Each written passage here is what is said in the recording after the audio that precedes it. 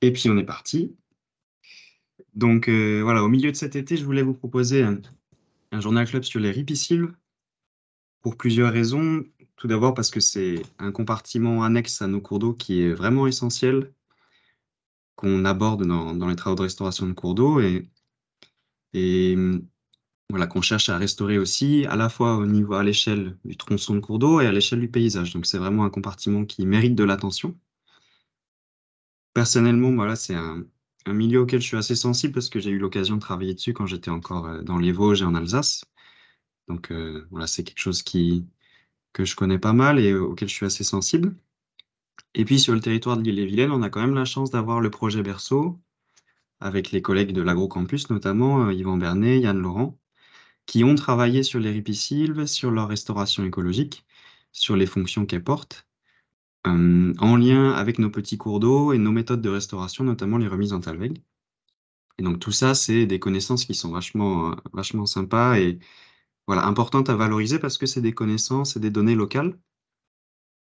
Donc dans cette présentation, c'est des choses que je vais mobiliser. Pour certains et certaines d'entre vous, bah, vous connaissez ça bien puisque les collègues de l'Agrocampus ont proposé des formations autour du travail et des données de berceau. Ouais, pour d'autres, voilà, c'est des choses qui sont pas forcément connues, donc j'en remets une couche et puis je vous l'annonce dès maintenant. On a un projet d'une nouvelle journée technique autour des ripisylves avec les collègues de l'Agrocampus, donc avec Yann, avec Yvan. Donc quelque chose qu'on va monter vraisemblablement avec la TBVB pour l'automne ou la fin d'année, donc on vous tient au courant là-dessus. J'ai choisi de mener la présentation non pas en allant chercher de la biblio pour prouver et discuter la fonctionnalité des ripisylves. Je me suis plutôt basé sur des synthèses de bibliographie, des revues, puisque voilà, les fonctions des ripisylves, c'est quelque chose qu'on connaît pas mal. Il y a énormément de biblios en volume. Donc j'ai plutôt pris le pli de travailler avec des revues pour vous présenter des choses, et puis voilà, mobiliser les données de Berceau qui sont vraiment pertinentes, adaptées à notre contexte, et qui permettent de discuter pas mal de choses.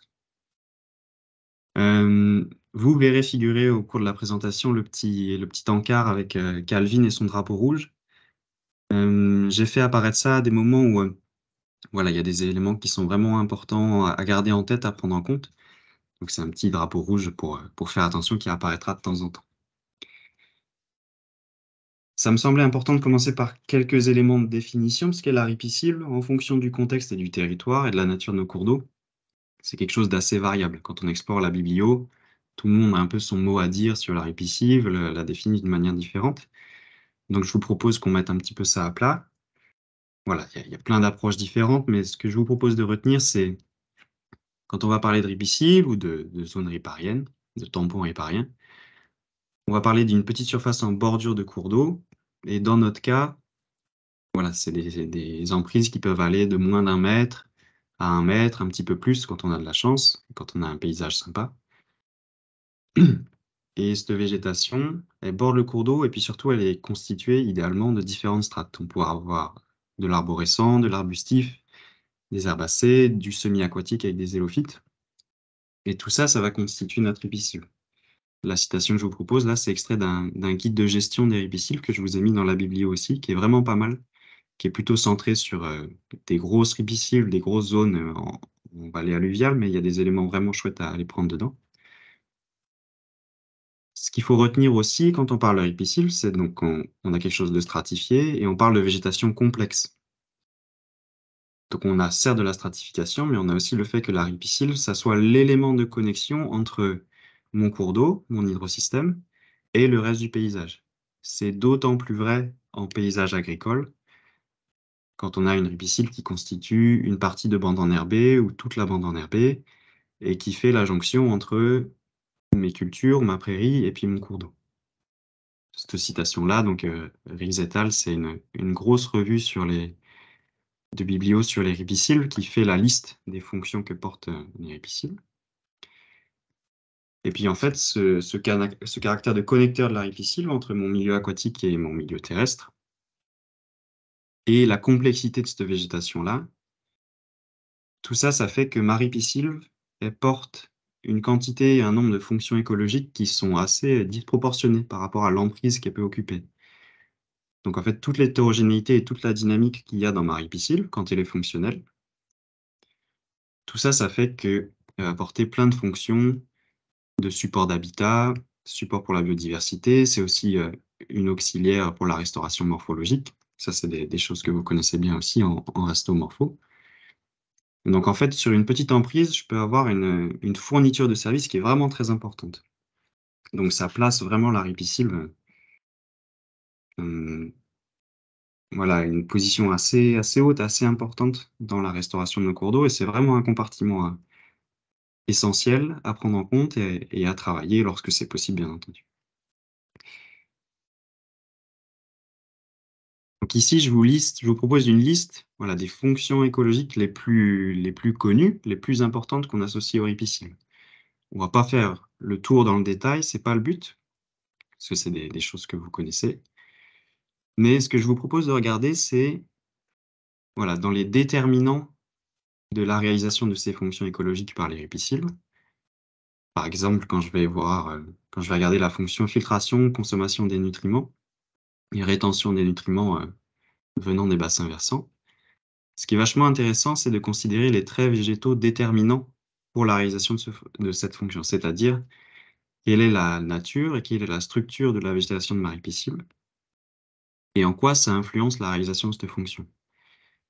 Et en fait, je vois que, toujours pour, cette fonction filtration, consommation des nutriments, ce qui est essentiel, entre autres choses, ça va être l'emprise qu'occupe ma ripisylve et la continuité de ripisylve qu'on parvient à avoir le long du cours d'eau, continuité longitudinale. Et je vois que ce déterminant, bah, je vais le retrouver pour plein d'autres fonctions. Pour, la rétention des sédiments, ça paraît naturel. Pour la stabilisation des berges, forcément, si j'ai une bonne emprise, une bonne continuité longitudinale de ripisylve, bah, j'aurai de la stabilité à beaucoup d'endroits. Je la retrouve pour mes habitats, pour ma fonction support d'habitat. Donc avec bah, voilà, là, on voit bien que le déterminant continuité est vraiment essentiel. Et puis dans ces autres déterminants, que je voulais vous souligner, en dehors des traits végétaux, polarisation des fonctions des ripisylves, ce qui va être déterminant, c'est un certain nombre de choses que nous, on va venir restaurer, en fait, quand on fait de la restauration morphologique de cours d'eau, notamment la diversité des substrats du cours d'eau, la capacité de débordement de nos cours d'eau en redonnant un bon gabarit, et puis quand on vient faire de la mise en défend, quand on vient clôturer autour de la ripisylve, voilà, on vient réduire la pression de pâturage, qui est aussi un déterminant, notamment pour, les fonctions de support d'habitat. Tout ça pour vous dire qu'en fait, ce qu'on vient faire en restauration de cours d'eau et ce qu'on vient faire en restaurant la ripisylve, c'est agir sur ces déterminants de la réalisation des fonctions pour, au final, laisser la place à la ripisylve de s'exprimer et permettre l'expression de ces fonctions écologiques-là. Donc dans notre cas, les choses qui vont être, essentielles en Ille-et-Vilaine entre guillemets, ça va vraiment être, bah, voilà, filtration, consommation des nutriments, rétention des sédiments pour éviter le colmatage, ce genre de choses. Et puis renforcer la trame verte et bleue avec une fourniture d'habitat, vraiment intéressante et vraiment chouette.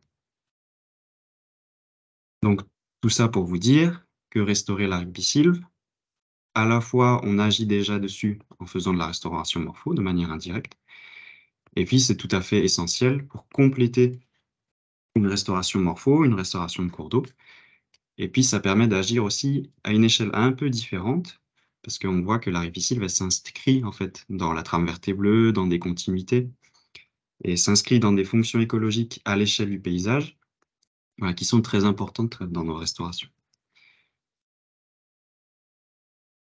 Voilà, ce que je vous présenter maintenant, c'est un petit travail de recherche là, qui a été mené par des chercheurs à l'échelle européenne, pour vous parler un peu de la pertinence de considérer la ripisylve en elle-même pour comprendre l'état d'un cours d'eau. Donc en fait, ici, on a une équipe de chercheurs européens qui a testé la corrélation entre état de conservation de la ripisylve, bon état de la ripisylve, et puis état écologique des populations d'invertébrés, au même endroit en fait que les ripisylves testés. Tout ça sur des petits cours d'eau de rang 1 à 3, donc en Scandinavie et puis en Belgique et en Roumanie. Tout ça en contexte agricole. Donc en fait, sur plusieurs dizaines de sites,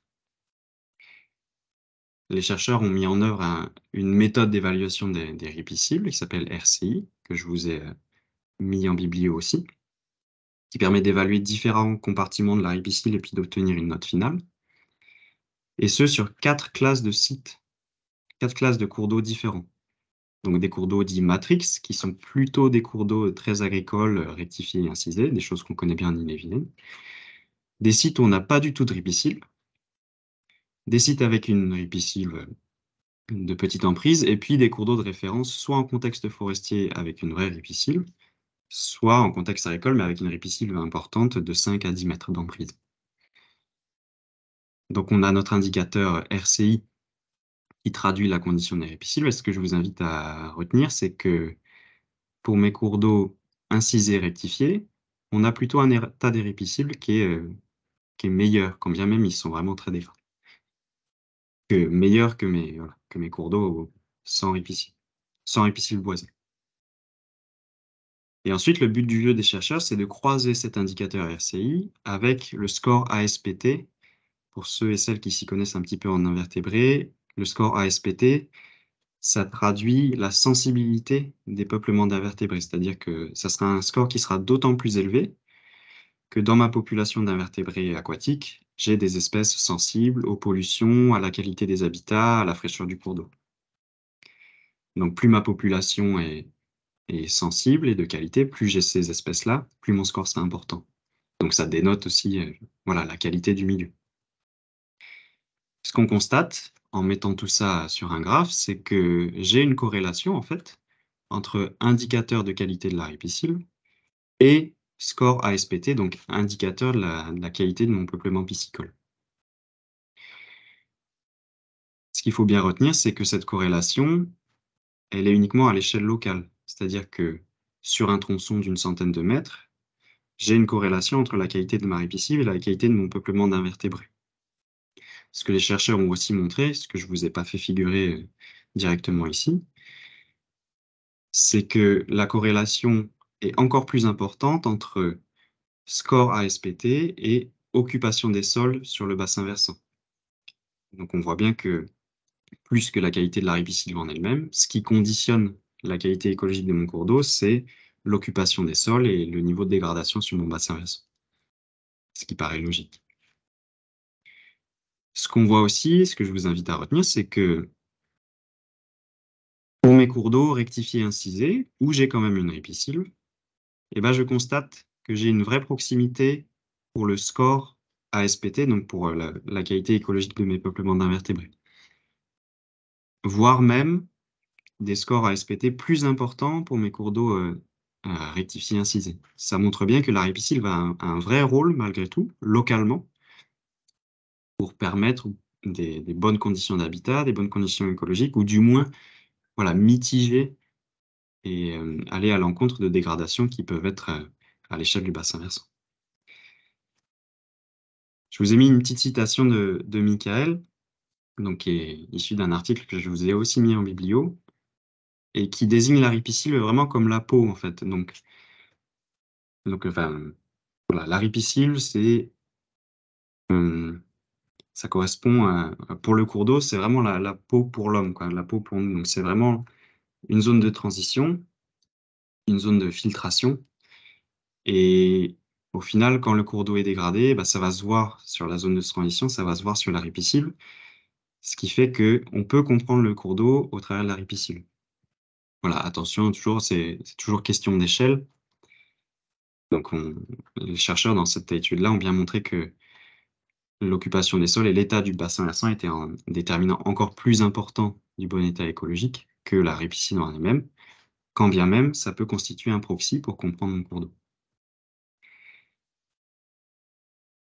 C'est d'autant plus intéressant de l'avoir en tête que ma ripicile, elle est fortement liée aux facteurs limitants du bon état écologique et au succès des restaurations de cours d'eau qu'on peut mener.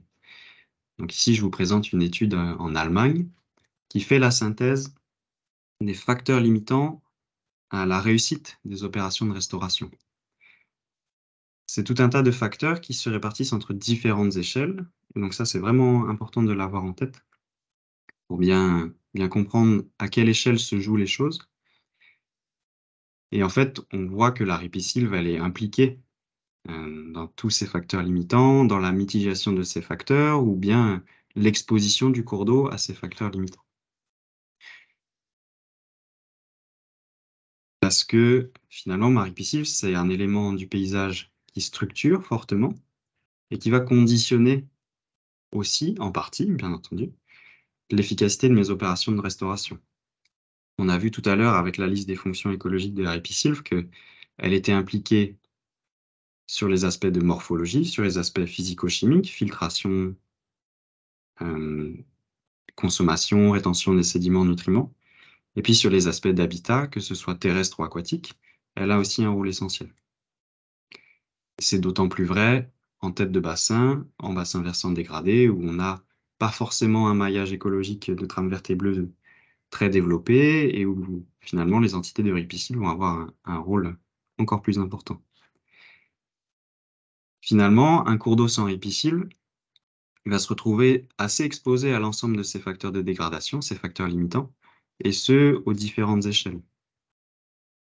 Si on fait un peu le tour, pas de ripisylve, ça veut dire être exposé au mon cours d'eau, au colmatage, parce qu'on n'aura pas de filtration, on n'aura pas de rétention des nutriments, donc des transferts directs. Tout ça, ça se joue à assez large échelle. On aura des transferts de contaminants, une baisse de la connectivité latérale, donc si on a plus de zones tampons, de zones de connexion, ben on perd cette connectivité latérale milieu terrestre et milieu aquatique. On a Si on n'a pas de ripisylve, on n'a forcément pas d'ombrage, donc un impact de l'augmentation des températures sur les eaux qui est d'autant plus important. Puis la ripisylve, voilà, c'est vraiment ce maillon dans la trame verte et bleue qui permet, d'avoir des réservoirs de biodiversité, des poches de biodiversité sur lesquelles on peut s'appuyer quand on vient restaurer du cours d'eau, par ailleurs. Et puis voilà, localement, on l'a vu juste avant, c'est aussi un réservoir d'habitat très localement, pas uniquement à l'échelle du paysage. Je vous ai fait figurer ici le petit drapeau rouge parce que, voilà, cette question d'échelle, elle est vraiment importante et on va y revenir dans la présentation. Hem, on peut restaurer la ripisylve à l'échelle locale, à l'échelle de notre tronçon de cours d'eau. Après, les enjeux sont aussi à des échelles paysagères, à l'échelle des bassins versants entiers. Ça, c'est quelque chose d'assez important. Pour que nos restaurations fonctionnent et pour qu'on atteigne une certaine efficacité, qu'on retrouve le bon état écologique, voilà, il y a ce besoin de basculer à l'échelle du paysage et de pouvoir agir à l'échelle du paysage et la ripisylve, c'est aussi un bon moyen de prendre ça en compte et de travailler avec ça. Un petit focus là, dans ces facteurs limitants du bon état, sur la rétention des nutriments et des sédiments. Donc là, je vais vous présenter, pardon, un petit travail de revue scientifique sur la rétention des sédiments et la consommation des nutriments au sein des ripisylves. Je vais vous présenter des courbes avec des chiffres qui sont pas à prendre au pied de la lettre. C'est-à-dire, c'est une synthèse de travaux de recherche. Les courbes donnent une idée du comportement et du fonctionnement des ripisylves quant à la consommation des nutriments et la filtration des sédiments. Voilà, néanmoins, il ne faut pas les prendre, en absolu, mais ce qu'il faut conserver, en tête et ce qu'il faut retenir, c'est le fonctionnement. En Ille-et-Vilaine, vous me dites si vous n'êtes pas d'accord, mais un des gros facteurs, enfin 2 gros facteurs limitants de l'efficacité de nos restaurations, ça va être le colmatage en bassin versant agricole et puis la qualité intrinsèque de nos eaux, qui fait qu'on peut avoir de l'installation, biologique et de la qualité biologique dans le cours d'eau. Je pense que pas mal d'entre vous ont déjà mené des restaurations et puis se sont retrouvés avec, du colmatage et plein de sédiments fins qui venaient de l'amont et qui viennent, bah, voilà, combler le cours d'eau et «gâcher» entre guillemets la restauration morpho ou la restauration écologique qui a été menée. Donc le boulot des chercheurs ici, ça a été de rassembler plein d'études sur la rétention, la consommation de l'azote et la rétention des sédiments par les ripisylves pour proposer un petit peu des courbes de tarage. Donc c'est-à-dire quelle efficacité de consommation de l'azote et de rétention des sédiments en fonction de l'emprise, donc de la profondeur de ripisylve dont je dispose autour de mon cours d'eau. Quand on parle de petits cours d'eau, Et quand on regarde la consommation de l'azote, donc c'est le graphe que vous avez ici, avec l'efficacité de la consommation de l'azote en fonction de ma profondeur de ripisylve, je vois qu'on n'est pas forcément sur des taux exceptionnels. Par exemple, pour un tampon, donc une ripisylve d'une dizaine de mètres de profondeur, je vais être capable de consommer 20% de l'azote entrant. Et tout ça est dépendant, bien sûr, du débit entrant, du flux entrant. Par contre, là où ça devient beaucoup plus intéressant pour l'azote, c'est à partir du moment où je suis capable d'augmenter le temps de séjour hydraulique. Donc ici, on a toujours l'efficacité de consommation d'azote, mais cette fois-ci en fonction du flux qui va traverser ma ripisylve en souterrain, donc mes écoulements souterrains. Plus ces écoulements souterrains, plus ces débits sont faibles, donc plus le temps de séjour au sein de ma ripisylve est important, plus je vais être capable de consommer de l'azote. C'est là où ça devient vraiment chouette, ça veut dire que quand on est capable de faire déborder un cours d'eau et quand on est capable d'avoir une ripisylve avec de la rugosité, donc avec du bois mort, avec des troncs, des arbres, des tiges, des choses qui retiennent l'eau, qui permettent l'infiltration, là on a un vrai abattage qui devient chouette, en tout cas pour l'azote. Pour la filtration des sédiments, c'est un peu différent et l'efficacité est beaucoup plus «enthousiasmante» entre guillemets. Et en fait, tout va se jouer dans les premiers mètres. On atteint assez rapidement un plateau, mais je vois que avec une ripisylve d'une dizaine de mètres, qui, je suis bien d'accord, correspond pas forcément à ce que nous on a sur nos petits cours d'eau, on atteint des taux de rétention, donc des taux de filtration des sédiments qui sont vraiment importants et vraiment intéressants. Et ça, c'est valable même pour des petites ripisylves. Donc pour la filtration des sédiments, en fait, dès lors que j'ai un petit peu de tampon, sur le principe des bords dans le meilleur B, en fait, un petit peu d'espace de rétention, on arrive à des taux de rétention qui sont vraiment intéressants et vraiment chouettes. Et vous voyez, la courbe part en montant et puis forme assez vite un espèce de plateau. Donc ça montre bien que l'essentiel se joue dans les premiers mètres pour la filtration des sédiments. Sachant que les sédiments, filtrer les sédiments, ça permet de gérer le phosphore absorbé sur les particules, et puis certains phytos aussi qui viennent se fixer sur les particules solides. Voilà, ce que je vous avais dit en début de diapo, c'est que ces courbes et ces valeurs, c'est pas à prendre en absolu, puisque c'est une synthèse d'un certain nombre d'études, et pas toutes les études qui ont été menées sur les ripisylves. Mais voilà, ce qui est important à retenir, c'est que dans l'absolu, l'azote, on retient pas forcément beaucoup avec des ripisylves, mais par contre, dès qu'on permet les débordements, qu'on augmente le temps de séjour et l'infiltration, bah là, ça devient intéressant. Et là, la ripisylve participe, puisqu'elle peut retenir l'eau. Et par contre, pour les sédiments, dès lors qu'on a une petite épaisseur de ripisylve, bah, ça devient très vite intéressant sur la filtration, et du coup la rétention du phosphore et de certains phytos. Tout ça, c'est bien gentil.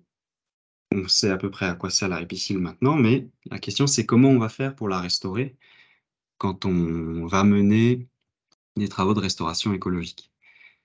C'est là où je vais vous présenter les travaux de Berceau et les travaux des collègues de l'Agrocampus, qui se sont beaucoup concentrés sur la régénération naturelle. Et ça produit des résultats assez chouettes que je vais mettre en avant là, mais que je vais remettre en question quelques diapos d'après.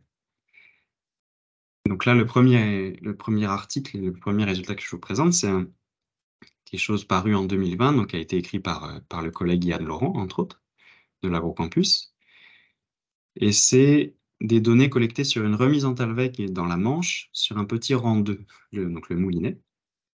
Donc il y a eu des travaux de remise en talweg, et Yann est venu étudier la, la régénération naturelle et la réimplantation des ligneux et de la ripisylve à l'issue de cette remise en talweg. Sachant que le technicien milieu aquatique a fait la remise en talweg et puis est venu poser une clôture à 1 mètre de part et d'autre du cours d'eau, pas plus. Et donc une clôture où il s'est assuré que la grille ne viendrait ni faucher, ni faire pâturer en pied de berge. Donc on a vraiment une emprise de 1 mètre de part et d'autre complètement préservée et en libre évolution en fait. Donc Yann est venu suivre sur le linéaire de cours d'eau, sur 15 stations différentes, la reprise des ligneux. sur 3 années. Et ce qu'il a constaté, c'est que très rapidement, dès l'année N+1 en 2017, on avait un nombre de ligneux important qui s'était implanté. Donc ici, c'est des ligneux qui sont encore dans la strate herbacée, donc des petits plantules. Mais en fait, ce succès de recolonisation, il se reporte sur l'année N+2, l'année N+3. Et donc Yann a constaté une vraie corrélation entre les ligneux qui s'étaient implantés en 2017 et puis ceux qui poursuivent leur croissance après. Donc ça fonctionne. La régénération naturelle, sans rien faire, après la remise en talweg, ça semble fonctionner. Et ce qu'il a constaté aussi, c'est que tout au long de son linéaire, il avait une vraie hétérogénéité entre ces 15 stations. C'est-à-dire que sur l'ensemble de ces stations, il y en a pas une qui s'est comportée pareil. Donc on a eu en fait, il a constaté une implantation vraiment, hétérogène, vraiment diversifiée entre ces différentes stations. Ça veut dire que non seulement la recolonisation naturelle, la régène naturelle, elle se fait bien, dans ce cas-là, dans ce contexte-là, mais j'y reviens juste après. Mais en plus, elle génère une mosaïque et une diversité, une hétérogénéité à l'échelle du 1,5 km de cours d'eau qui a été restauré. Et ça se fait naturellement. Par contre, voilà, il n'a pas constaté un gain de diversité exceptionnel. C'est-à-dire qu'avant travaux, on avait prépondérance de la présence de l'aulne. Après travaux, on a retrouvé à peu près la même chose. On n'a pas eu une explosion de la diversité, simplement avec la remise en talweg et la non-intervention avec la mise en défense. Autre exemple, un petit peu plus tôt, donc là, un travail avec Yvan Bernet, donc, qui est collègue de Yann Laurent, toujours sur la recolonisation des berges après mise en défense. On est toujours dans la Manche, sur 2,5 km de petits cours d'eau, où auparavant on avait du pâturage jusqu'en pied de berge. Et en fait, là, on n'a pas fait une remise en talweg, on n'a pas fait de travaux morphos, mais on a simplement mis en défense. Donc on a simplement clôturé, pareil, à 1 mètre de distance du cours d'eau. Et puis Yvan est venu faire le suivi de végétation d'année en année pour déterminer comment ça se passe et si la régène naturelle se fait ou pas. On constate la même chose que précédemment, c'est-à-dire que dès les premières années de suivi, puisque là, il y a eu seulement du suivi 2 années après travaux, on a une réimplantation des ligneux qui est significative. Donc, Yvan a découpé le linéaire mis en défense en 4 secteurs, et sur 3 des 4 secteurs, donc A, C et D, il a constaté une reprise et une colonisation, une réimplantation des ligneux vraiment significative. C'est ce qui apparaît avec les petites étoiles au-dessus des barres. Donc, la régénération naturelle, ça marche.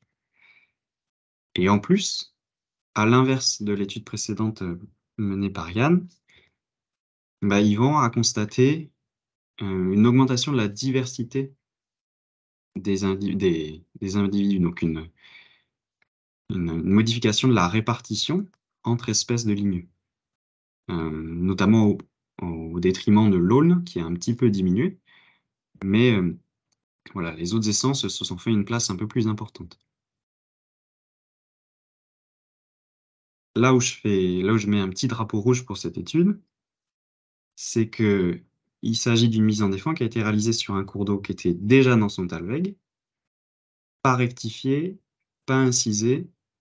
Donc ça veut dire qu'il avait un potentiel vraiment intéressant pour la mise en défense, d'autant qu'à proximité, on a un boisement humide qui peut constituer un réservoir de propagules, un réservoir de graines, pour faciliter la régénération naturelle.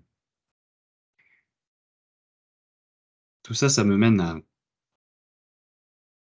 Juste, ouais. Donc voilà, donc c'est vraiment avertissement sur cette étude. Il y a, certes, ça a très bien marché, la régénération naturelle, mais il y a des facteurs facilitants sur lesquels je reviendrai juste après.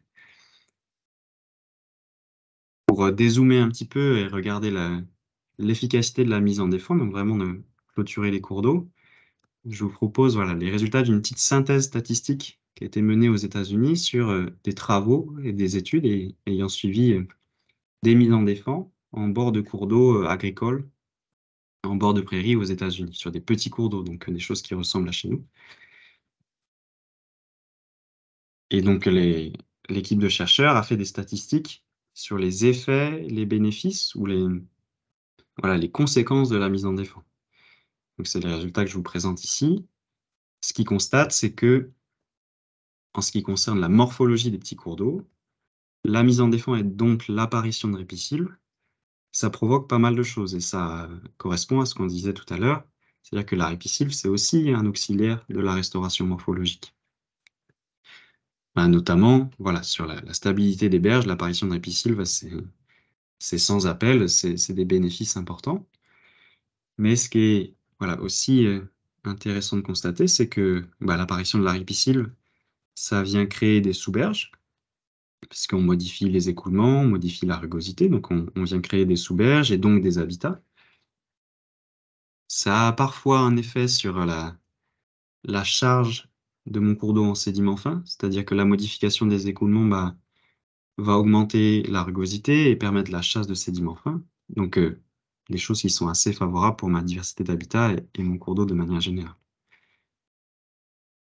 Si je regarde les autres processus physiques, ceux dont on parlait tout à l'heure, consommation de l'azote, rétention des nutriments, mitigation de la température du cours d'eau, voilà, je vois bien que assez souvent, l'installation de la ripisylve et ma mise en défense, elle va permettre d'améliorer la situation avec une diminution de la turbidité, donc une rétention des sédiments fins, rétention du phosphore, un ombrage un peu plus efficace.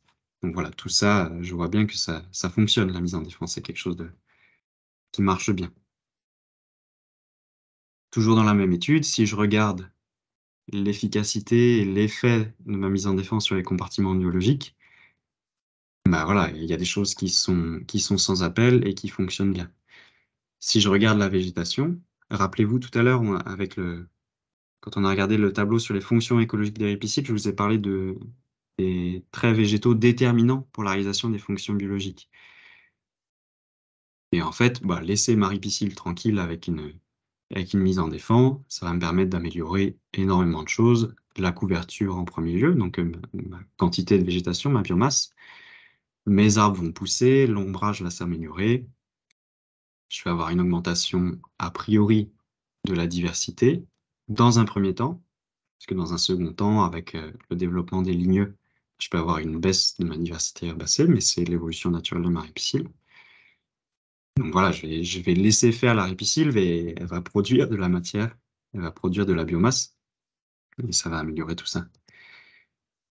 Et en termes d'habitat, faune piscicole et invertébrés benthiques ou habitat terrestre, voilà, tout à l'heure, enfin à l'instant, on a parlé de la création de sous-berges, que d'avoir une ripisylve, ma mise en défense, elle va être de toute façon favorable à mon cours d'eau et à l'ensemble de mes compartiments la plupart du temps. Parce qu'on va la laisser tranquille et on va le laisser se développer les habitats et on va laisser faire. La petite nuance que je remets aussi, le petit drapeau rouge, c'est ça va marcher pour la biodiversité, aussi si j'ai des réservoirs à proximité. Tout à l'heure, on a dit la régénération naturelle, elle va bien fonctionner si j'ai des réservoirs à proximité, si j'ai un boisement, etc. C'est pareil en fait pour tous les autres compartiments biologiques. Si sur mon cours d'eau, de toute façon, j'ai pas de truites, ça va pas améliorer la situation. Mais par contre, si j'ai des populations potentielles, si j'ai du potentiel proche en amont, éventuellement en aval, que ce soit pour les habitats, pour les populations aquatiques ou les populations terrestres, là, il y aura un vrai gain. Mais c'est vrai que ce potentiel-là, il conditionne pas mal l'efficacité de ce que je vais faire. Et puis, le gros bémol, là où ça devient intéressant de regarder la régénération naturelle, et c'est quelque chose qu'a étudié Yann avec les données du projet Berceau. Finalement, si j'ai rien à proximité qui facilite la régénération de ma ripisylve, il va rien se passer. Yann a étudié le succès de réimplantation des ligneux en fonction de la proximité soit d'individus fertiles, que ce soit pour l'aulne ou pour le saule ou le frêne, soit la proximité de boisements, enfin de réservoirs de graines pour ces ligneux plutôt humides. Et on voit que peu importe les essences, sauf le saule qui fonctionne un peu différemment, mais en fait, dès qu'on s'éloigne de la source, et ben, le succès diminue. Et on peut s'attendre à un effondrement, en fait, du succès de la réimplantation des ligneux dès lors qu'on n'aura pas de source ou de réservoir à proximité d'une centaine, peut-être 200-250 mètres. Là, on compromet vraiment le succès de la restauration. Ou alors, ça sera beaucoup plus long. Une autre étude que je veux vous présenter qui va un petit peu dans le même sens, donc c'est cette étude de Brederveld de 2011. C'est une équipe de chercheurs qui est venue étudier la recolonisation de 7 tronçons de cours d'eau restaurés, donc soit reméandrés, soit remis en taille, dans le massif rhénan, donc c'est en Allemagne, c'est des cours d'eau d'ordre 2 ou 3. Donc, soit c'était du reméandrage, soit c'était simplement une forme de libération d'emprise. En fait, on a libéré le lit majeur des cours d'eau pour qu'ils puissent s'exprimer et divaguer tranquillement. Et ce qu'ont fait les chercheurs ici, c'est de caractériser le succès de la recolonisation des différentes espèces, donc la capacité des espèces à venir occuper les linéaires de ripisylves dégagés par la restauration, en fonction de leur présence dans une grille de 25 km par 25 km autour des tronçons restaurés. Donc en fait, ils sont venus croiser la quantité d'individus fertiles dans une grille paysagère autour des tronçons restaurés, et puis la capacité de ces espèces-là à venir recoloniser les tronçons restaurés. Donc il y a 4 catégories d'espèces qui sont présentées sur le graphique. Celles qui sont présentes en tronçons restaurés et non restaurés, celles uniquement présentes en tronçons non restaurés, celles présentes uniquement sur les tronçons restaurés, et puis celles qu'on attendait sur les tronçons restaurés, mais qui sont finalement absentes 5 à 10 ans après la restauration. Et donc c'est vraiment ces 2 catégories qui sont les plus intéressantes ici, donc les espèces présentes en tronçons restaurés et non restaurés, et puis celles absentes des tronçons restaurés alors qu'on les attendait. Et on voit bien que le succès de recolonisation de marie piscine va être aussi assuré par la quantité en fait, d'individus fertiles et la quantité de graines à disposition, entre guillemets, dans le paysage pour venir recoloniser marie piscine. C'est pas uniquement la proximité, ça va aussi être la quantité. Donc finalement, ce qu'il faut retenir de ça, et quelque chose que vous pratiquez déjà quand vous venez faire de la restauration de cours d'eau, de la restauration morpho, c'est que certes, la régénération naturelle, ça fonctionne, mais ça fonctionne sous conditions. Donc si on n'a pas de réservoir à proximité, ou si on a des contraintes paysagères, des propriétaires qui demandent à ce qu'on plante, ou bien des contraintes hydrauliques, des méandres qui vous semblent fragiles, ou des choses comme ça, ou bien si la plantation elle permet de sécuriser un espace et d'être certain que l'agriculteur ou le propriétaire ne viendra pas faucher, bah là, la plantation, en fait, elle est essentielle et elle est bien plus pertinente que de laisser à nu. Et elle est vraiment importante. D'autant plus que la plantation, elle permettra de constituer un maillon dans la fameuse trame verte et bleue. Et de toute façon, il faut bien commencer quelque part pour avoir de la ripisylve, surtout quand on est sur des bassins versants complètement pelés, où on a rasé énormément de haies, etc. Quand on n'a vraiment pas grand-chose, là, il faut y aller, il ne faut pas hésiter, il faut planter. Et c'est que comme ça qu'on pourra restaurer la ripisylve. Le petit La petite musique récurrente là que je vous propose de nouveau, c'est, sur le suivi scientifique. Le projet Berceau et puis plein d'autres projets de recherche ont permis de faire émerger des protocoles de suivi des ripisylves qui sont vraiment intéressants. Tout à l'heure, on parlait de la pertinence de considérer la ripisylve pour comprendre l'état du cours d'eau.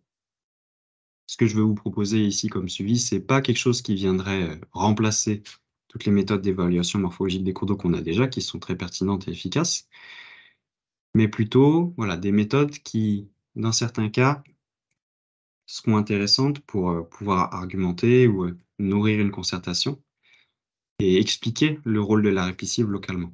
Avec le projet Berceau, on a des données locales, mais voilà, c'est toujours important d'avoir des choses qui correspondent bien à notre contexte et bien à notre cours d'eau. Il y a plein de méthodologies différentes et je veux pas vous en présenter des tonnes et des tonnes. Mais voilà, en gros, ce qui existe, c'est des méthodologies empiriques, enfin, subjectives, d'observation, où on vient attribuer une note aux différents compartiments, aux différentes caractéristiques de la ripisylve, pour obtenir une note générale et connaître l'intégrité de ma ripisylve. Il y a la méthode dont je vous ai parlé au début, il y a une méthode qui a été développée par une équipe espagnole et portugaise. Il y a plein de choses qui existent, je vous ai mis ça dans la biblio. C'est des choses assez intuitives à mettre en place. Là où ça peut devenir intéressant, c'est quand je vais avoir besoin de prouver ou de documenter l'efficacité de ma restauration, de ma mise en défense sur la ripisylve, quand je vais avoir besoin d'argumenter à l'échelle communale, dès lors que ma ripisylve, c'est un maillon important de ma trame vertébrale, là, ça va être intéressant. Encore une fois, c'est pas histoire de remplacer toutes les méthodos d'évaluation qu'on a déjà, parce qu'elles fonctionnent très bien. Mais voilà, d'avoir des outils supplémentaires.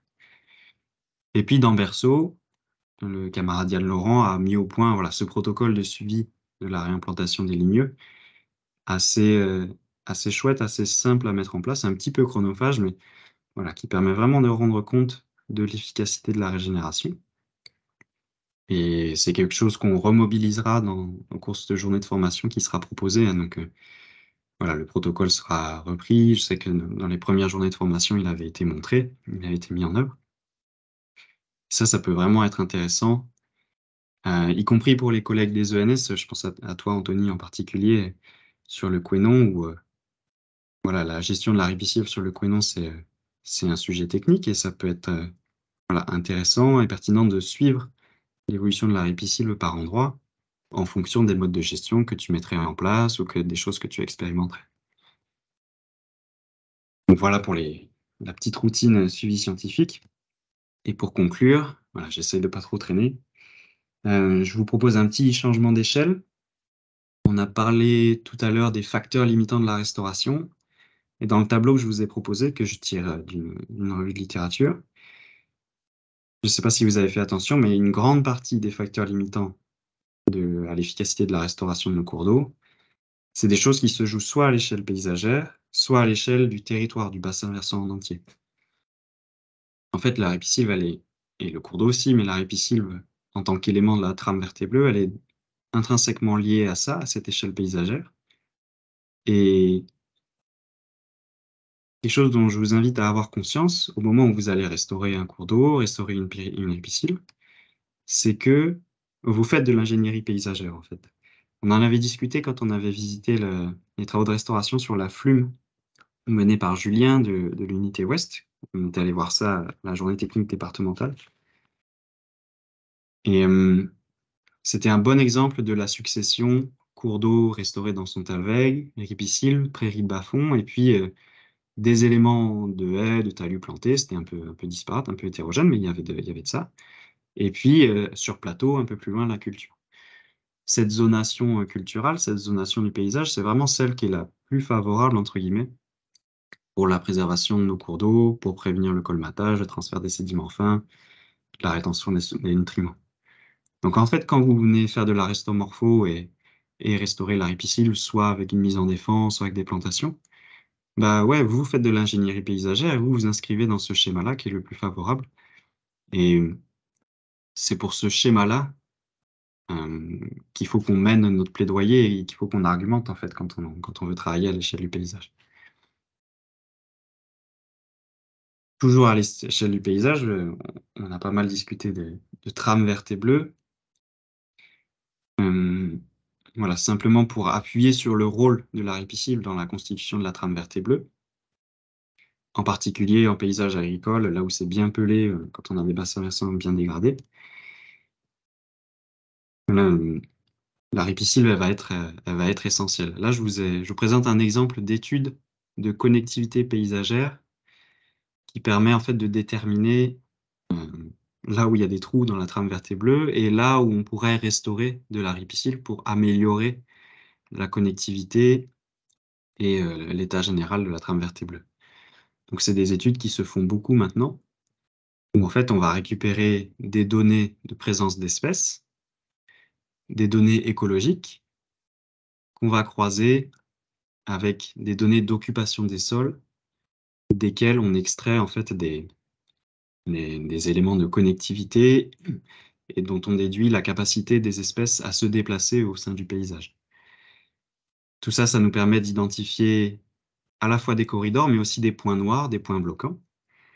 Et donc, à l'endroit où on a des points bloquants, eh ben, on va voir dans le détail, est-ce qu'on a de la ripisylve, est-ce qu'on a des éléments de structure paysagère, et si on n'en a pas, bah, ça nous permet de désigner des lieux, des localisations, où il serait pertinent de restaurer de la ripisylve et où ça serait un véritable gain à l'échelle du paysage pour restaurer la continuité. C'est une petite aparté un peu biodiversité, habitat terrestre, mais voilà. Certes, on travaille sur les cours d'eau, mais la ripisylve, c'est un compartiment annexe essentiel à la fois au fonctionnement morpho du cours d'eau et à son fonctionnement biologique, mais c'est toujours cette zone de transition qui est vraiment essentielle à l'échelle du paysage. Parce que finalement, et je conclurai avec cette diapo, ce travail de restauration à l'échelle du paysage, que ce soit pour le cours d'eau et les habitats terrestres, il est vraiment important et il conditionne l'efficacité de nos restaurations. C'est ce qu'on disait avec les facteurs limitants au début. Donc là, je vous présente deux études, une revue sur des projets de restauration de cours d'eau et sur les facteurs limitants et sur leur efficacité, et puis une étude sur une étude de thermie des cours d'eau, qui montre l'impact de la ripisylve sur la mitigation de la température, sur des affluents de la Saône, pour ceux et celles qui connaissent. Ce qui est dit dans la revue de littérature, que je vous présente ici, c'est que chercher à mener des projets de restauration sur des emprises et des linéaires toujours plus importants, c'est vraiment pertinent et c'est essentiel pour limiter le transfert des sédiments fins et pour préserver et mettre en place un espace d'habitat suffisant pour les différents groupes biologiques et pour permettre que la restauration morpho se déroule bien. Si on vient restaurer du cours d'eau sur un petit linéaire, mais qu'en amont, on n'a pas de ripisylve et on a des transferts des sédiments fins, bah, mon colmatage, il va se reporter à l'aval sur ce que j'aurais restauré. Dans cette étude sur la thermie des affluents de la Saône, l'équipe de chercheurs distingue deux catégories de cours d'eau sur les 9 qui ont été étudiés. Des cours d'eau avec un régime thermique altéré, donc c'est-à-dire des cours d'eau où on a des seuils, où on a pas mal de zones lentiques, où on a moins de ripisylve, donc des cours d'eau plus chauds, et puis des cours d'eau beaucoup plus préservés où le régime thermique est bien plus favorable et qui sont moins impactés par les hausses de température, en particulier en été. Donc les chercheurs ont suivi ces cours d'eau-là en termes de thermie, ont fait des relevés de température, et puis se sont amusés à modéliser l'effet d'une augmentation de la couverture de la ripisylve, une augmentation de l'ombrage, sur la thermie des cours d'eau. Sur les graphes, vous retrouvez en rouge les cours d'eau plutôt chauds, les warmers, et puis en bleu, ceux qui ont un régime thermique non altéré, donc les colders. Et ce que les chercheurs constatent, c'est que l'effet de l'augmentation de la ripisylve, de l'augmentation de l'ombrage, est d'autant plus important pour les cours d'eau déjà altérés. Ça veut dire que si jamais on avait une augmentation de la ripisylve sur le linéaire de cours d'eau, l'effet serait d'autant plus important et d'autant plus favorable pour les cours d'eau déjà dégradés. C'est ce qui apparaît ici, et ce qui est traduit par le coefficient alpha. En fait, c'est le coefficient d'efficacité, le coefficient d'effet de l'augmentation de mon ombrage et de ma ripisylve. Donc il est, là on est en négatif, mais c'est un effet d'autant plus important pour les cours d'eau déjà au régime altéré. Donc ça veut bien nous dire que la ripisylve, elle est efficace, localement en tout cas, pour mitiger les températures.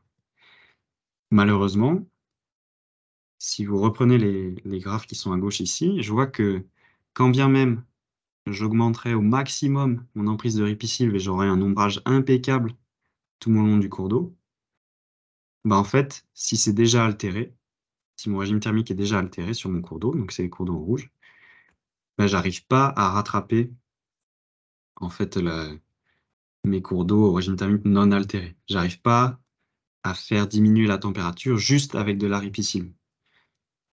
Donc ça veut bien nous dire qu'à l'échelle du paysage, si je restaure avec de la ripisylve, si je remets de la ripisylve sur un cours d'eau altéré, localement, ça va avoir un effet très bénéfique. Là, c'est sur la température, mais j'aurais pu vous présenter des études sur tous les autres compartiments, sur la morpho, sur la biodiversité, etc. Mais en fait, ma ripisylve, elle va pas rattraper tout le déficit. Elle va mitiger localement, mais elle ne sera pas capable de rattraper euh, toutes les dégradations. Donc ça nous montre bien que la ripisylve a un impact, certes, mais si on veut tendre vers l'efficacité de la restauration, il faut qu'on considère le paysage dans son entièreté. Et voilà, on a aussi cette responsabilité à faire du plaidoyer là-dessus, à travailler pour qu'on nous donne les moyens de travailler à l'échelle du paysage, de restaurer à l'échelle du paysage. Enfin, c'est quelque chose sur lequel on est pas mal bloqué sur les travaux de restauration, comme on est soumis à l'accord des propriétaires, on est soumis au financement.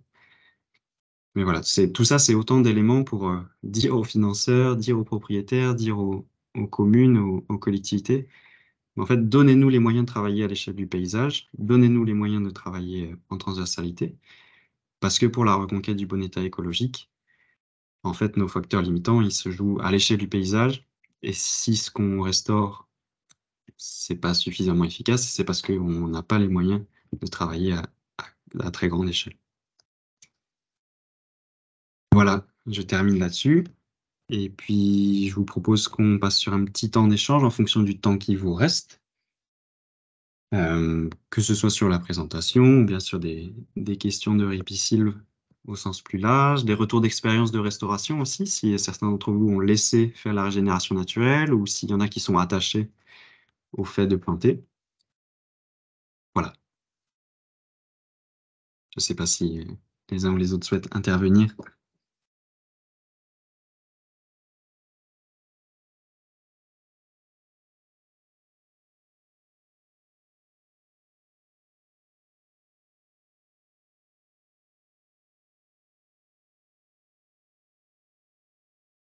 Je peux peut-être lancer avec une question. Est-ce que il y en a qui sont gênés, entre guillemets, par la régénération naturelle? Est-ce que c'est quelque chose que vous trouvez contradictoire, difficile à mettre en place? Est-ce que vous avez réussi à mettre ça en place avec des mises en défense sur certaines restaurations morpho, ou bien est-ce que ça vous paraît trop compliqué dans la concertation? Est-ce que vous avez été confronté à des difficultés pour animer une mise en défense ou obtenir une mise en défense et du coup une régénération naturelle?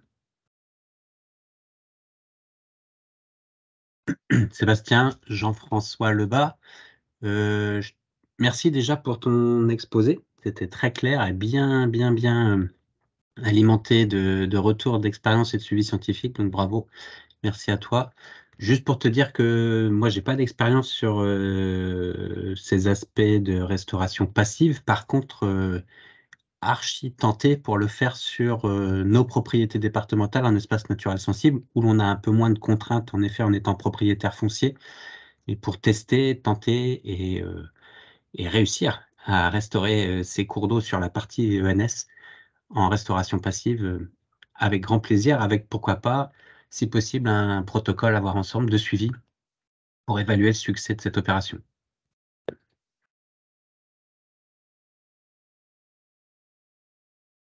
Oui, je ne sais pas si Richard, tu voudras réagir, mais c'est vrai que c'est des discussions qu'on a eues dans le cadre des ruisseaux sur le site de la forêt de Corbière, où, alors certes, il y a déjà du boisement, déjà de la ripisylve en bord du cours d'eau, mais la technique de restauration passive qu'on envisageait pour le cours d'eau, c'était dans cet esprit-là, c'est-à-dire laisser se réactiver des méandres, et éventuellement se laisser réactiver des méandres, et puis suivre comment ça évoluait du point de vue morphologique ici, pas du point de vue ripisylve. Mais c'était dans cet esprit-là. Et ouais, sur les sites ENS, il y a un potentiel assez important, assez chouette pour faire du passif.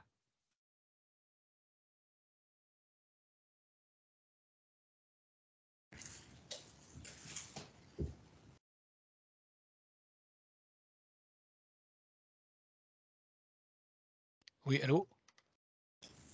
Allô? Ouais, ouais, on Ouais, t'entend oui, Arnaud, ouais. oui, bonjour Arnaud Chelet. Je viens de reprendre de congé, donc je débarque un petit peu. Mais non, effectivement, je rejoins ce que disait Jean-François. Je trouve ça clair, concis, synthétique. Après, quand on fait de la renaturation, on est souvent enfin majoritairement sur des éleveurs laitiers, hein, même s'il y en a de moins en moins malheureusement. Et c'est vrai que c'est l'histoire de la répressive, c'est un peu compliqué. On la met parfois à l'endroit où il y a des mouilles, etc., pour faire un petit peu et surtout les zones d'ailleurs, pour avoir un peu de racines et puis faire un peu de sous-berge. Mais c'est vrai que si on pouvait, comme tu le disais, mettre 5 ou 10 mètres de répulsif, ce serait pas mal. Malheureusement, on ne peut pas le faire partout et loin de là, quoi. Mais c'est un compartiment que moi que je trouve très important et c'est confirmé par tout ce que tu as dit là. Après, il y a l'aspect pratique, l'aspect financier où l'agence, c'est compliqué de financer la répulsive ou la restauration, c'est un peu compliqué. Mais pour autant, je trouve que c'est un vrai sujet et qu'on a un petit peu, à une époque, il y a 20 ans, on faisait beaucoup de répulsive, après on s'est mis à faire beaucoup de morphologie, mais je pense qu'il faut à un moment donné aussi rééquilibrer et c'est bien de ramener un peu la répulsive dans le sujet parce que c'est quelque chose qui me paraît important. Faire la renaturation, alors il y a des secteurs effectivement parfois où on renature, enfin plus ou moins nature, enfin de façon un petit peu dynamique et comment dire, on n'intervient pas trop. Il n'y a pas forcément de répulsive, puis il y a des endroits, il y a de la répulsive. Mais on ne peut plus en mettre forcément comme on veut parce qu'il y a des contraintes. Mais je trouve que c'est un vrai sujet de revenir. On voit bien effectivement que tout l'aspect qualité, quantité, diversité, c'est effectivement dans le racinaire. Après, bon, il y a tout ce qui est bois mort, etc., qui a développé l'OFB. Mais la plantation de répulsif, c'est quelque chose de soit passif, soit en dynamique, c'est quelque chose d'important, mais qui est compliqué encore à. Alors, je te dis, on met de temps en temps un aulne par-ci par-là avec les techniciens, mais je pense que c'est pas suffisant, quoi. Bon, il y a un vrai intérêt à. Bon, aujourd'hui, il n'y a personne de l'agence de l'eau, mais c'est un vrai sujet à remettre sur la table parce qu'on l'a un petit peu oublié. Et pourtant, c'est un compartiment du REH qui est à part entière, quoi. Donc, merci encore pour ton intervention qui est synthétique et très intéressante, quoi. Merci encore. Ouais, la question du financement, ça rejoint un petit peu la question de la valorisation.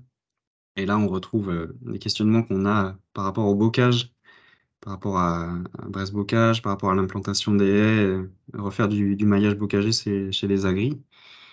Un des freins, c'est aussi, bon, certes, il y a l'entretien, la gestion, mais c'est cette réflexion que les agris peuvent avoir, c'est bah, qu'est-ce qu'on va en faire, quoi? Est-ce que moi je vais en tirer un bénéfice? Et c'est légitime parce que c'est sur leur foncier, c'est sur leur parcellaire, ça leur appartient.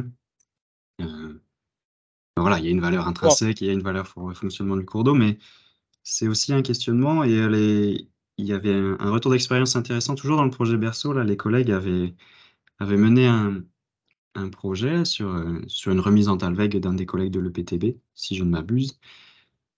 Et puis, voilà, c'est un projet qui est toujours en cours, mais en fait, l'idée, c'est de suivre avec la grille qui a une chaufferie bois pour qu'ils puissent exploiter raisonnablement, de manière intégrée, la ripisylve, notamment les zones, pour alimenter sa chaufferie bois. Et là, lui, bah, en fait, il lui trouve un intérêt réel, à très long terme, certes, mais un vrai intérêt financier, et bah, on voit que c'est un levier immédiat, quoi. oui, non, mais il y a le côté financier, c'est sûr, mais qui prend un peu le pas. Aussi, mettre des arbres et laisser pousser des arbres naturellement qui après vont faire de l'ombre, vont apporter plein de choses, c'est aussi important. Je veux dire, il n'y a pas non plus que le côté, tu vois, voir un arbre comme étant une chose qui va à un moment donné être coupée et produire. Et ça peut effectivement être le cas, mais tu vois, chez les laitiers chez qui on met des arbres, l'idée c'est comme on met parfois du chêne. C'est aussi l'idée de refaire comment dire, une répulsive, mais surtout pour eux aussi, pour ceux qui sont un peu sensibles à ça, mais aussi une couverture pour les bestioles, quoi, pour les vaches, etc. Donc il y a pas non plus que le côté financier, chaufferie, etc. C'est un aspect, mais il y a aussi simplement le côté le simple fait de planter des arbres, enfin, il n'y a rien de mieux, quoi. C'est aussi quelque chose qui peut être aussi gratuit et laisser pousser là pour en profiter, pour avoir tout le côté environnemental que ça apporte, quoi. Tu vois ce que je veux dire? On est tombé trop tôt, trop dans ce rapport planter, rapporter, couper, quoi. Voilà. Oui, ouais, tout à fait. Bah, on voit bien, là, alors cet été, c'est un peu moins prononcé, mais c'est vrai que l'année dernière, on a pas mal de laitiers qui bossent en herbe ou qui bossent pas mal en pâturage, qui se sont rendus compte que les bêtes avaient vachement souffert et Ah, bien sûr. qui sont revenus vers du Bresse-Bocage ou même vers les techniciens milieu aquatique en leur disant, bah, écoute, il y a moyen de planter un arbre, ça a créé quelque chose. Alors cette année, c'est moins pire, mais il y a quelque chose qui Oui, qui se dessine, s'enclenche, quoi. oui, c'est Ouais. vrai. La tendance, elle est quand même, tu vois, aller vers ça, quoi, vers des moments un peu chauds. Et puis pour les bêtes, hein, je dis malheureusement, il y a de moins en moins de bêtes. Je pense que c'est pareil dans le 35 que par chez nous. Mais ceci dit, c'est hyper important que pour les laitiers, d'avoir aussi tout cet aspect ombrage, enfin, tu vois, naturalité, quoi. Et qu'on fait pas assez, effectivement, quand on rend nature chez des laitiers, on le fait pas assez. Parce que après, ils veulent pas s'emmerder à couper les heures, etc. Mais il faut réussir aussi à avoir ce discours de pouvoir planter que pour le plaisir de planter, puis après d'avoir quelque chose qui reste en place, quoi. C'est pas évident. Ouais. Est-ce que parmi les collègues techniciens, il y a des retours d'expérience en plus, des choses, des remarques vis-à-vis de ce compartiment-là de la ripisylve?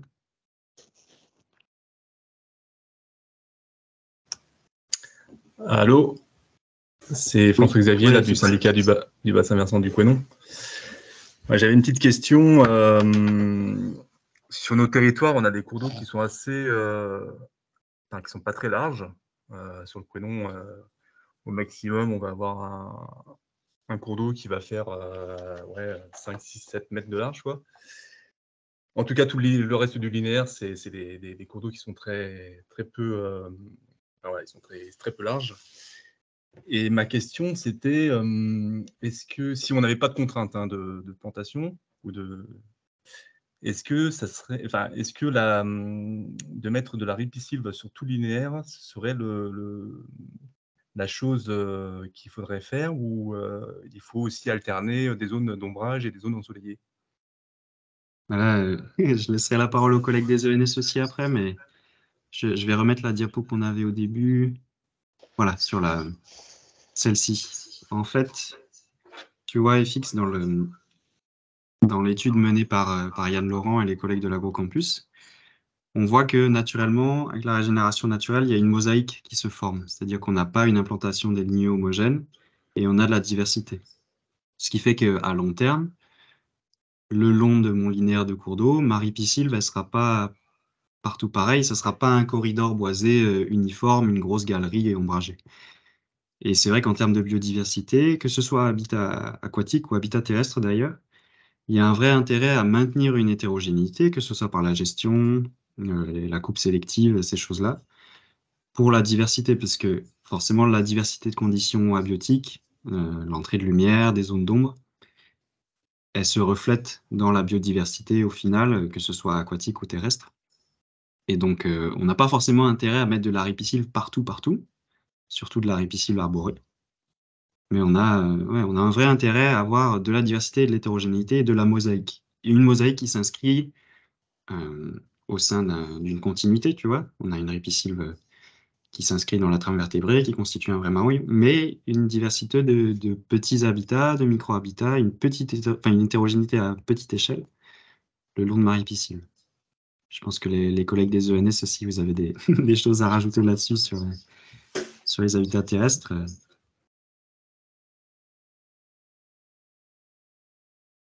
Merci, ça confirme.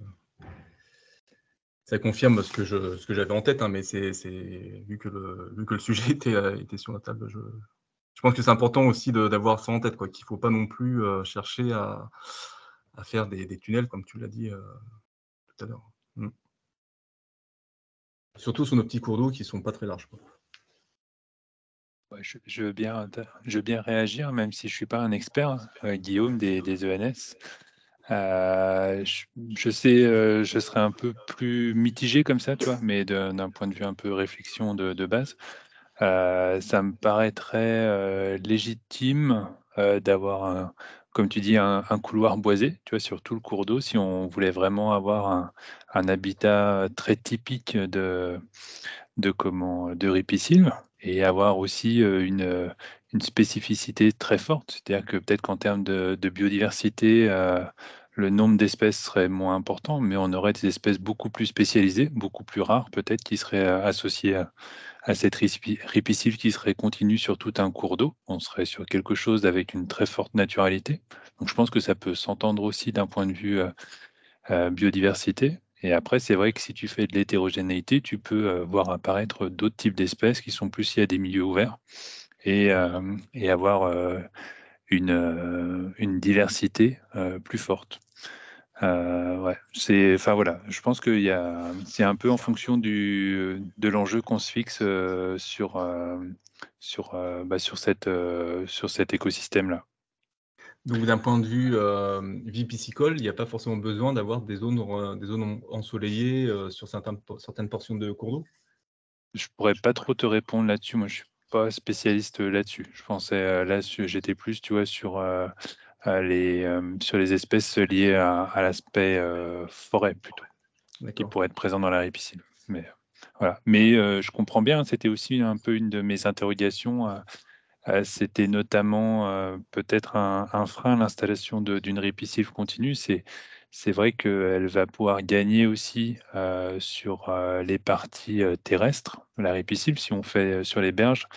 Et sur des milieux ouverts, je pensais qu'ils peuvent être occupés par des prairies humides ou par des mégaforbiers sur lesquels on a des espèces intéressantes comme le campagnol amphibie.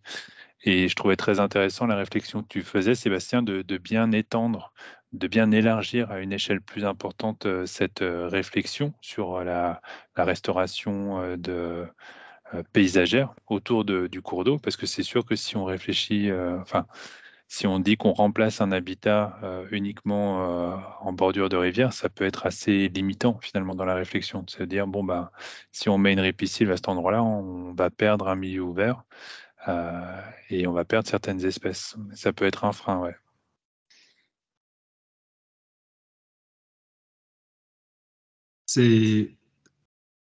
Enfin, en fait, la ripisylve, c'est pas mal pour illustrer cet antagonisme, entre guillemets, qu'on peut avoir en restauration cours d'eau, mais en restauration de manière générale. Où finalement, bah, ouais, encore une fois, voilà, je vous ai présenté ces facteurs limitants pour la restauration des cours d'eau, l'efficacité de la restauration des cours d'eau, et la grande majorité se joue à l'échelle paysagère ou l'échelle du bassin versant, donc en fait des échelles plus importantes que celle du tronçon restauré où on va agir concrètement. Mais quand bien même, en fait, la manière dont on va définir notre restauration et notre approche, elle va dépendre des enjeux, certes à l'échelle du bassin, mais aussi des enjeux à l'échelle locale, en particulier pour la biodive. Ben voilà, si j'ai des enjeux d'espèces spécifiques, ça va se jouer localement. En fait, si j'ai des choses présentes, ça va se jouer à l'échelle de mon tronçon. Et il faut arriver à jouer entre définir ma restauration, définir mes objectifs en fonction de ce que j'ai localement, tout en l'inscrivant dans les objectifs d'atteinte du bon état en fonction du contexte de mon bassin versant, de l'occupation des sols. Donc voilà, en fait, on va jouer aux deux échelles. Je pense que c'est ça qui est pas évident. Et c'est à ce niveau-là que, voilà, dans les financements, dans la concertation, on n'a pas forcément moyen, on nous donne pas forcément les moyens de mener les projets de la manière la plus efficace. C'est un peu un lieu commun de le dire, mais voilà, je pense que c'est important qu'on se le redise régulièrement pour l'avoir en tête et continuer à faire notre plaidoyer aussi pour qu'on nous laisse bosser en transversalité à l'échelle du paysage, quoi.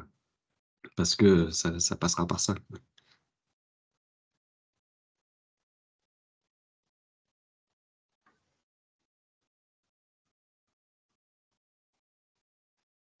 Est-ce qu'il y avait d'autres questionnements, d'autres interrogations, d'autres retours d'expérience, ou bien je vous laisse tranquille pour aujourd'hui et on en reste là?